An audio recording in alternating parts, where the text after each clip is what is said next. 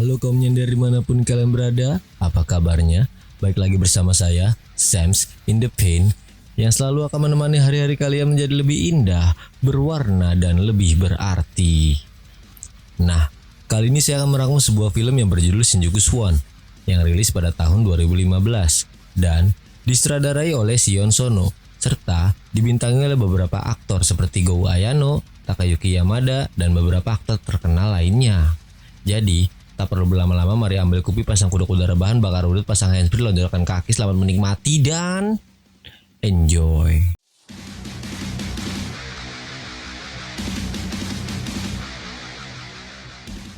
Kisah ini berfokus pada pemuda bernama Tatsuhiko, di mana dia terlihat putus asa dan kebingungan saat memasuki sebuah daerah Shinjuku yang penuh dengan warung remang-remang di sepanjang jalannya.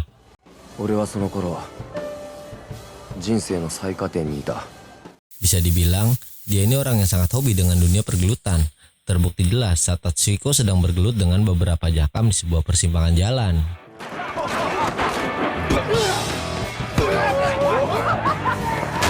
Yang pada akhirnya, Tatsuhiko pun tersungkur lemah dan melehoi akibat pengeroyokan itu. Lalu, ia pun diselamatkan oleh Mako, diberi makan, pakaian, bahkan Tatsuhiko ini sampai ditawarkan pekerjaan sebagai pencari bakat di perusahaan bers, di mana pekerjaan tersebut merekrut para wanita cantik, semok, montok, demplon, bohai, aduhai, pokoknya tanpa pikir panjang, ia pun mau menerima pekerjaan tersebut dan langsung mulai bekerja. Setelah beberapa kali gagal, akhirnya Tatsuhiko pun dapat merekrut satu wanita. Tetapi, setelah sampai di tempat pengantaran wanita yang didapatnya tadi, dia pun tidak menyangka bahwa wanita yang tadi direkrut akan dijadikan pekerja esek-esek.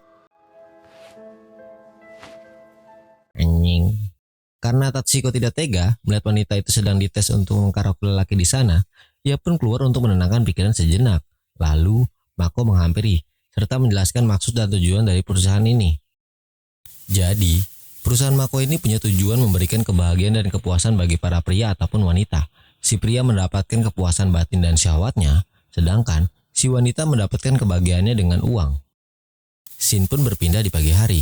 Saat Tatsuhiko sedang berusaha merekrut wanita, datanglah seorang pria bernama Yosuke. Ia adalah senior Tatsuhiko.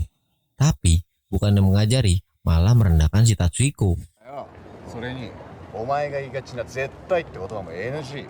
Kemudian, Mako pun mengajari Tatsuhiko cara sebelum bertatap muka dengan wanita.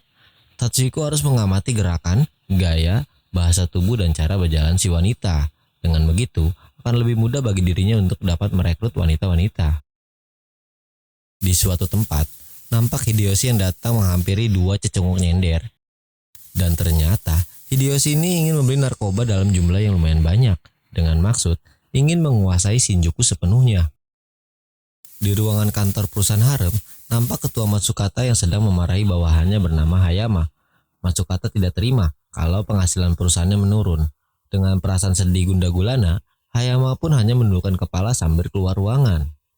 Di tempat lain, ketua Yamashiro dari perusahaan bers sedang melakukan pembayaran uang keamanan seperti biasa kepada ketua Amano. Dia adalah seorang yakuza. Yamashiro ini langsung dibuat terdiam karena menurut Amano, perusahaan lain dapat memberikan uang keamanan 2 kali lipat, sedangkan perusahaan Yamashiro tidak. Di situ Yamashiro pun bingung, entah kenapa lawan saingnya bisa memberi uang keamanan yang lebih besar dibandingnya. Sepulang dari tempat ketua Amano, ketua Yamashiro langsung memberitahu kepada anggota-anggotanya kenapa perusahaan harem bisa memberi uang keamanan 2 kali lipat, sungguh tidak wajar. Saat itu juga, para petinggi bers berpikir dan mencari tahu apa yang terjadi pada perusahaan harem. Mengapa perusahaan harem bisa membayar uang keamanan itu, padahal keuangan perusahaan harem sedang tidak membaik. Pada malam harinya, ketika Tatsuhiko sedang bekerja, akhirnya ia bertemu dengan wanita bernama Ryoko. Selagi asik melobi Ryoko di sebuah kedai, ada seorang wanita yang dimaki-maki oleh kekasihnya. Ryoko pun langsung menghampiri dan mempermalukan lelaki tersebut. Setelah itu, perlobian pun berlanjut hingga berujung pada adegan perkembangbiakan.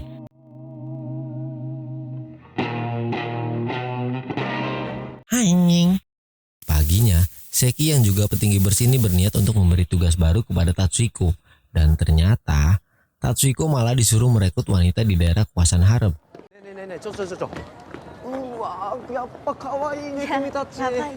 Karena geram, anggota harem langsung membawa Tachiko ke sebuah gang yang di sana sudah ada Hideyoshi yang telah menunggunya. Hideyoshi pun mencoba mengingatkan Tachiko pada kejadian beberapa tahun silam. Karena Tachiko masih belum mengingat atau mengenal Hideyoshi, lalu ia pun dikeroyok oleh anggota Hideyoshi sampai mematahkan tangan Tachiko.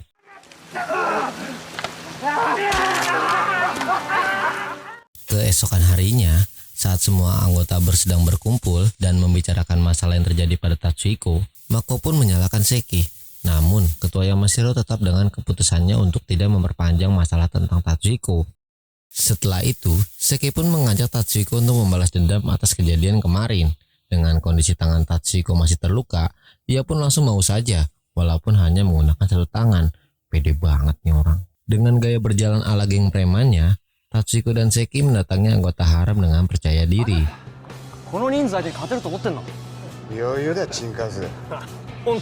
Pergelutan pun terjadi. Dengan jumlah yang tidak seimbang, akhirnya Tachiko dan Seki pun kalah dan kembali babak belur lagi. Lebok sia. Ternyata Seki sengaja ingin membuat masalah besar antara kedua geng tersebut. Karena jika salah satu anggota geng menghajar geng lainnya, itu dapat membuat masalah besar. Apalagi yang dihabisi adalah Seki, orang yang mempunyai peran penting dalam perusahaan bers. Setelah itu, Ketua Yamashiro datang untuk menuntut Matsukata atas kejadian pada Seki, dengan maksud memberikan penawaran damai agar masalah ini tidak berkepanjangan. Lalu, Tachiko malah dijadikan umpan dari permainan bisnis anggota bers. Karena Tachiko merasa kecewa telah dimanfaatkan, ia malah mencoba melukai dirinya sendiri.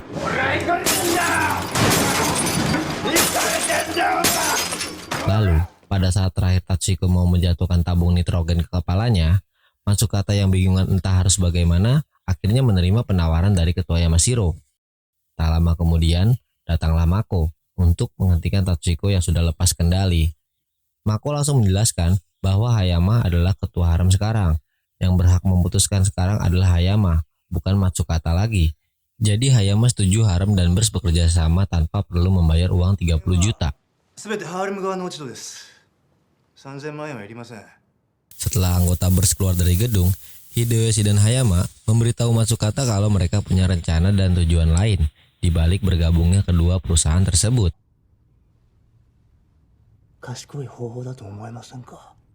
Di sebuah atap gedung telah berdiri dua kelompok harem dan bers. Yamashiro kini menjadi sebagai ketua tertinggi dan membuat sebuah perlombaan untuk menentukan siapa yang memimpin serta menjabat di bawahnya. Di sebuah gang, terlihat wanita cantik bernama Aiha sedang berlari dari kejaran seorang pria, yang kemudian Aiha diselamatkan oleh Hideyoshi, yang langsung menawarkan pekerjaan di salah satu warung remang-remangnya. Karena Aiha ingin membayar tunggakan pinjol selama 3 bulan, ia pun langsung menerima pekerjaan tersebut. Di sebuah tangga, Hideyoshi dengan cara liciknya menyuap Ono, salah satu anggota bers, agar merekrut wanita untuk diberikan kepada Hideyoshi.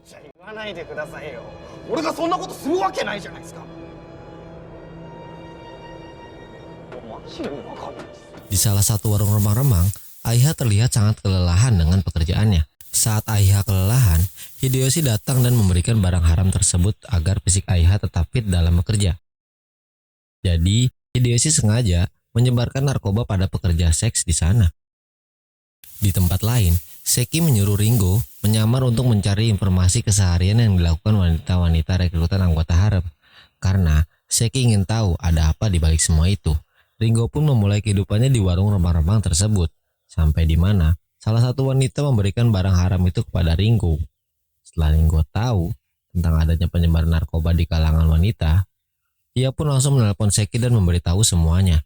Jadi benar, selama ini haram melakukan cara licik demi mendapatkan keuntungan. Pertemuan Tachiko dan Aiha pun terjadi saat Tachiko melihat Aiha sedang dipukuli oleh pemilik warung remang-remang.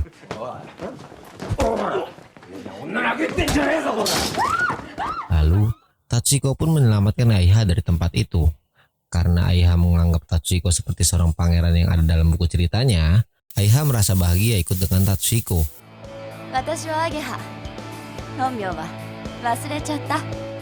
Seki yang sedang berusaha memata-matai Hideyoshi pun akhirnya ketahuan oleh anggota harem, hingga Seki pun habis dipukuli sampai terluka parah.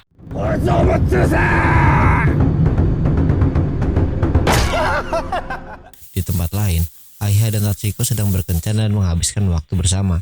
Lalu, Tatsuhiko menemukan narkoba yang jatuh dari tas Aiha.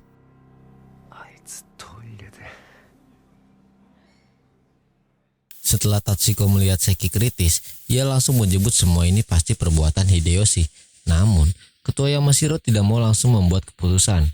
Ketua Yamashiro langsung melapor pada Ketua Amano tentang adanya peredaran narkoba di Shinjuku. Saat Tatsuhiko mencari Aiha di salah satu warung remang-remang, ia akhirnya bertemu Aiha dengan wajah yang sudah halu atau ngefly karena habis mengkonsumsi narkoba. Lalu, Tatsuhiko pun langsung membawa Aiha keluar dari tempat itu.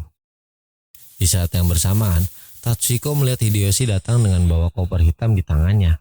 Karena Tatsuhiko curiga, ia pun langsung mengambil koper tersebut dan sempat terjadi pergelutan di tempat itu.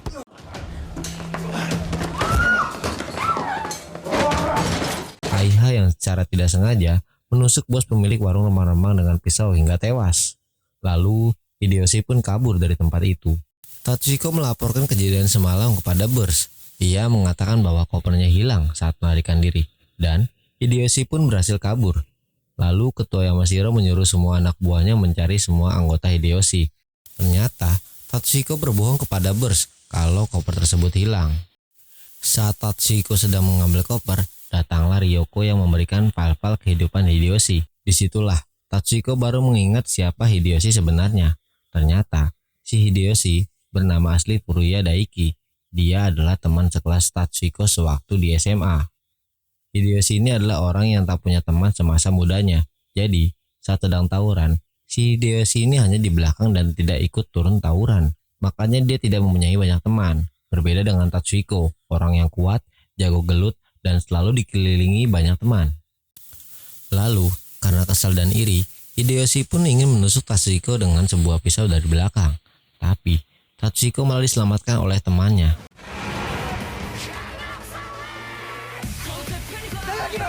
Dan setelah kejadian itu maka Hideyoshi pun menjadi orang yang berbeda sampai saat ini. Setelah mengetahui semuanya, Tatsuhiko pun datang untuk menemui Hideyoshi.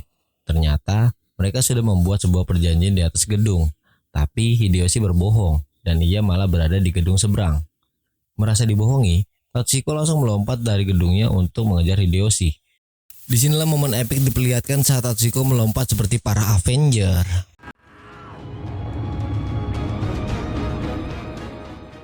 Tapi sayangnya, ia melandas dengan kurang sempurna. Bagong, terjadilah pergelutan yang sengit.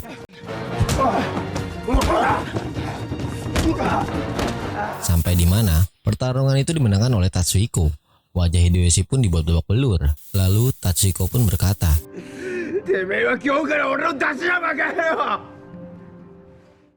dan pada saat itu, Hideyoshi baru merasa mempunyai teman.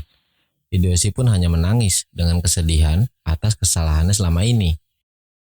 Tatsuhiko akhirnya melepaskan Hideyoshi, namun ia masih mendapatkan koper yang akan menjadi barang bukti untuk diserahkan kepada Ketua Amano. Pagi harinya, Hideyoshi yang sedang menuruni tangga dikeroyok oleh salah satu geng.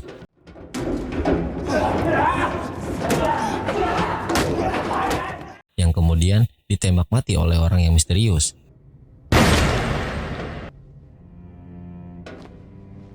Di akhir film, Mako menuduh Hayama yang telah membunuh Hideyoshi. Namun, Hayama tidak mengakui tuduhan dari Mako tersebut karena belum ada bukti-bukti kuat yang mengarah padanya. Tamat. Bagaimana filmnya? Menganjingkan bukan? Dari film ini, kita dapat melihat pesan moral yang terkandung di dalamnya, yaitu rasa iri dapat membuat seseorang dalam kehancuran yang berkepanjangan. Wow! Semoga kita selalu dijauhkan dari yang namanya rasa iri tersebut. Udah ya, itu aja. Akhir kata saya ucapkan selamat tinggal, goodbye and bye-bye.